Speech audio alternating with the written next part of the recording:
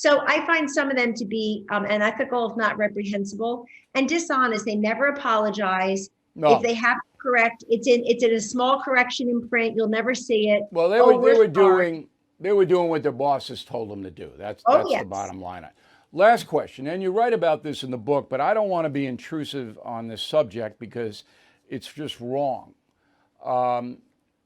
Your job took a toll on your marriage. So your husband is not a Trump supporter, to put it mildly.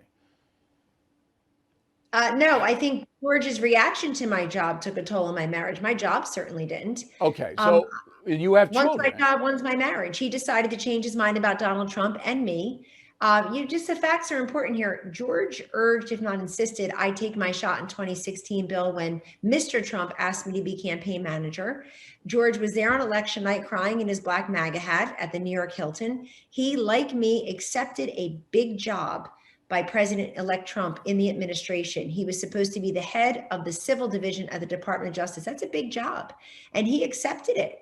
He was interviewing staff. He was checking out his office. So people need to understand the facts. This is not Carville and Madeline. This is not But George but can I'm change more minds. interested This is in you America. and your kids. I don't care about him. Um, when that kind of tension is in the home, it takes a toll.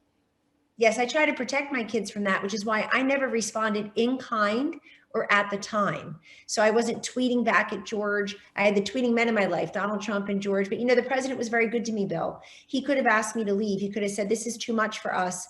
I love you. You're part of our extended political family, but I got to worry about Vladimir Putin, not George Conway's tweets. He protected me and he was always worried about my children, always, especially when the media mob came for those kids, which will never be forgotten or forgiven.